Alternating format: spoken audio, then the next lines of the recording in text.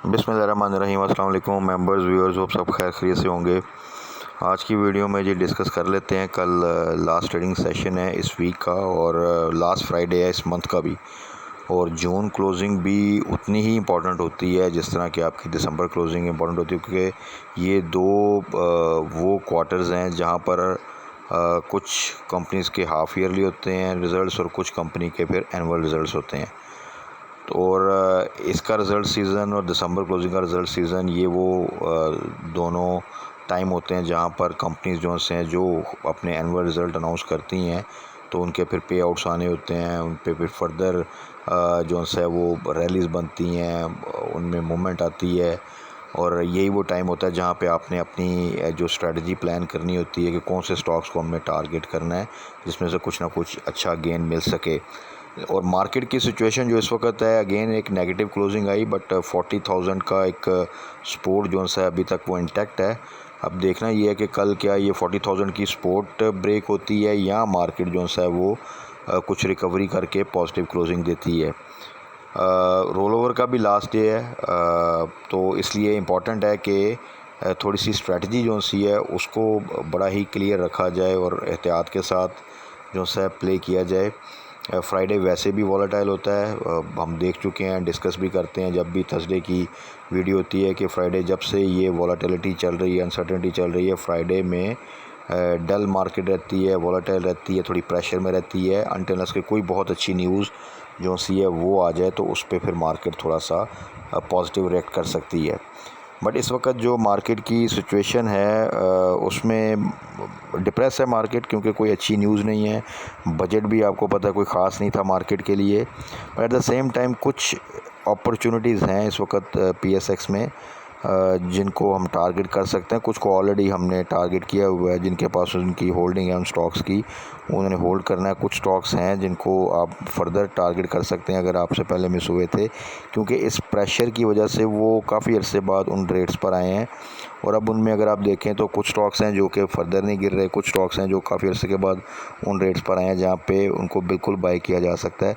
तो यही चीज़ें होती हैं जिसमें हमने प्ले करना होता है। प्लस रिफाइनरी सेक्टर के 4 स्टॉक हैं बट इम्पॉर्टेंट हैं। कुछ स्टॉक्स तो उसमें ख़ास तौर पे तो उनको थोड़ा सा डिस्कस कर लेते हैं, क्योंकि बहुत से दोस्तों के पास रिफाइनरी सेक्टर्स के स्टॉक्स हैं। रिफाइनरी सेक्टर वो सेक्टर है जिसकी न्यूज़ चलती रही रिफाइनरी पॉलिसी की, फिर अभी रशियन क्रूड ऑयल की, बट वो मूवमेंट है वो नहीं बन पाई अभी तक जो कि एक रैली बननी चाहिए थी।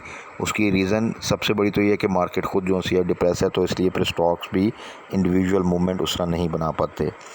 दूसरी रीज़न है वो हमने अब देखनी ये है कि क्या आने वाले दिनों में इनमें कुछ बेहतरी हो सकती है, और अगर किसी के पास होल्डिंग है तो उसको क्या करना चाहिए, अगर कोई बाइंग करना चाहता है तो उसको क्या करना चाहिए। तो ये थोड़ा सा आज डिस्कस कर लेते हैं।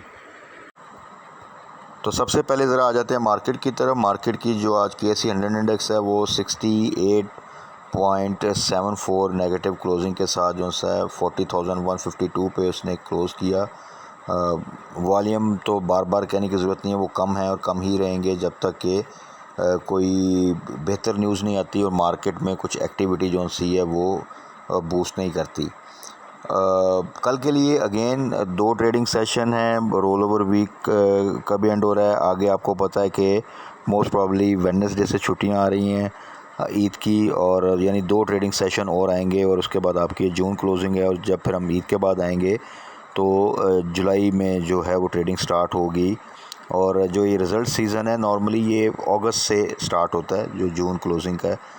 तो जो भी इसमें आपने प्लानिंग करनी होती है, जो स्टॉक्स ख़ास तौर पे पे आउट वाले स्टॉक्स हैं जिनको टारगेट करना है, अपॉर्चुनिटी थोड़ी सी है वो ढूंढनी है, तो वो आपने उनको यही दिन है जहां पे आपने फिर उनको टारगेट करना है, ख़ास तौर पे जो आपकी बाइंग रेंज में आ जाएं।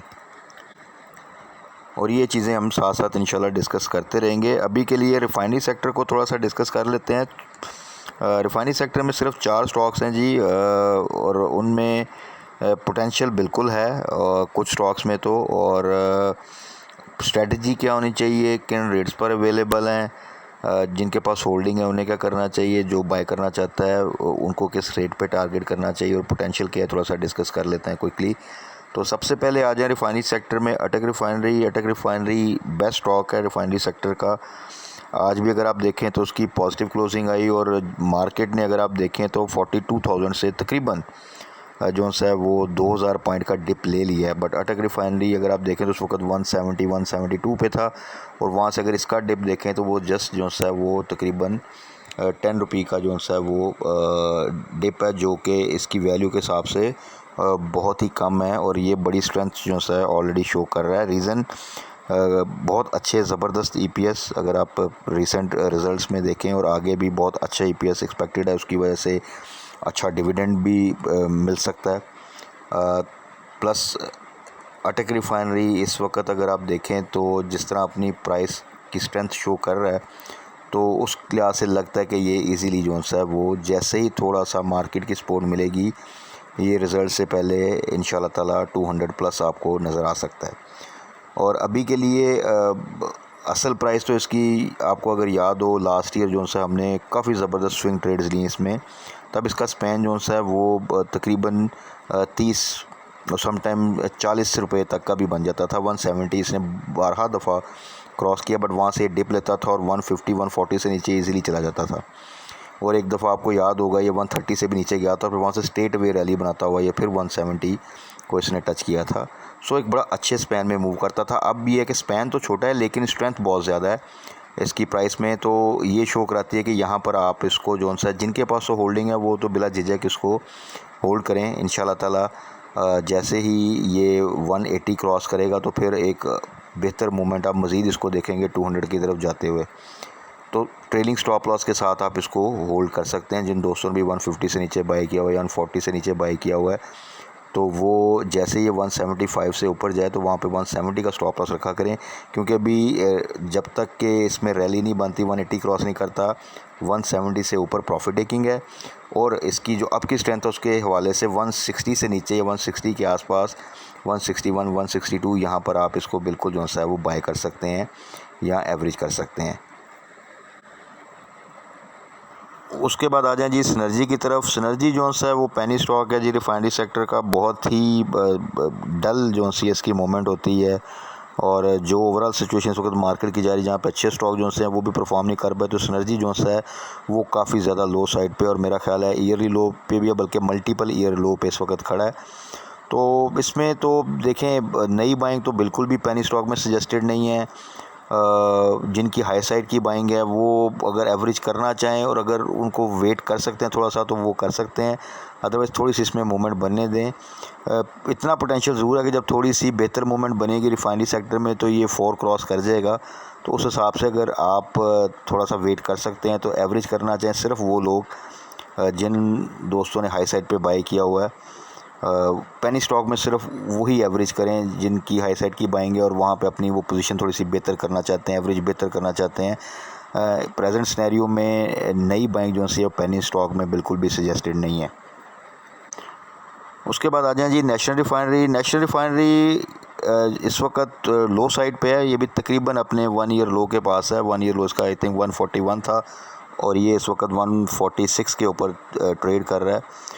रीज़न इसकी कि ईपीएस जो सी है वो इसकी नेगेटिव रिज़ल्ट्स हैं, बट रिफाइनरी सेक्टर में नेशनल रिफाइनरी में अक्सर अगर आप हिस्टोरिकली देखें तो ऐसा ही होता है कि बहुत ख़राब ईपीएस आती है लॉस पर शेयर बल्कि, और फिर एक आध क्वार्टर के बाद ही समटाइम एकदम टर्न अराउंड सिचुएशन भी आती है और आपकी नेगेटिव ईपीएस से पॉजिटिव पे भी चली जाती है। वर्टिकल मूवमेंट्स बनती हैं बट फ़िलहाल के लिए तो काफ़ी लो साइड पे है। तो जिन दोस्तों ने भी तो हाई साइड पे बाई किया वो होल्ड करें और यहाँ पर अगर एवरेज करना चाहते हैं तो 140 के आसपास जो है वो एवरेज कर सकते हैं। फ़िलहाल जब तक मार्केट की सपोर्ट नहीं होती और ईपीएस में इम्प्रूवमेंट नहीं आती तो ये थोड़ा सा मुश्किल लगता है कि 200 को क्रॉस करे। हाँ, अगर मार्केट थोड़ा सा अपने आप को स्टेबलाइज़ करे और प्लस इसकी जो सी नेक्स्ट रिज़ल्ट में कुछ इम्प्रूवमेंट आई तो फिर इन नो टाइम आप नेशनल रिफाइनरी में एक बड़ी वर्टिकल मूवमेंट जो सी देख सकते हैं।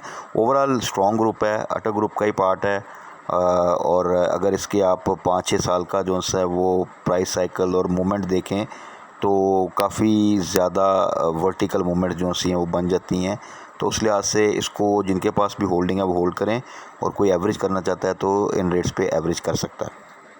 उसके बाद आ जाए जी पाकिस्तान रिफाइनरी पीआरएल भी इस वक्त मार्केट की वजह से थोड़ा सा फिर आप कह लें एक डल फेज़ में आ चुका है, थोड़ा सा प्रेशर में है, बट उस तरह ड्रॉप नहीं हो रहा जिस तरह के नॉर्मली अगर आप देखें तो एक टाइम पे 13 से नीचे भी बल्कि 12 के आसपास जो सा वो ट्रेड कर रहा था।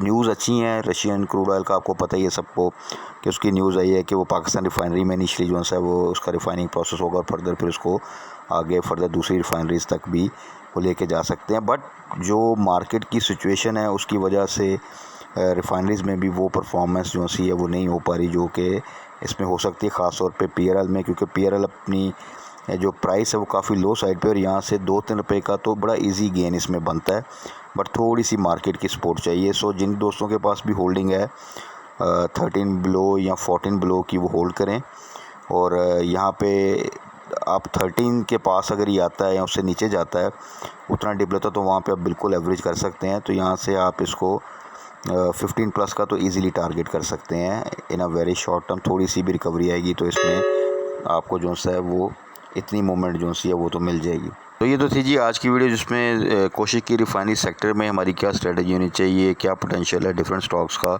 उस हिसाब से थोड़ा सा डिस्कस कर लिया जाए।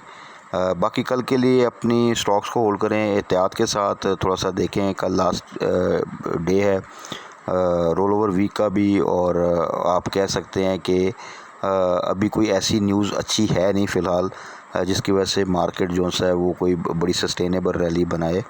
बट मार्केट हमेशा जो सा जब एक स्पैन में मूव करती है तो एकदम जब रिकवरी आती है तो वो फिर जिन दोस्तों ने तो होल्डिंग की होती है या थोड़ा सा एवरेज किया होता है वो उसको रिकवरी में कुछ ना कुछ गेन कर सकते हैं टाइमली प्रॉफिट टेकिंग करके।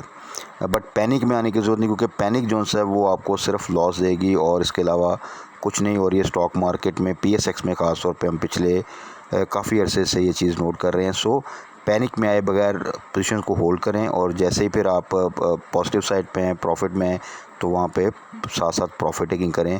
तो इंशाल्लाह ताला जब तक चीज़ें प्रॉपरली ठीक नहीं होती कुछ ना कुछ आप इसमें से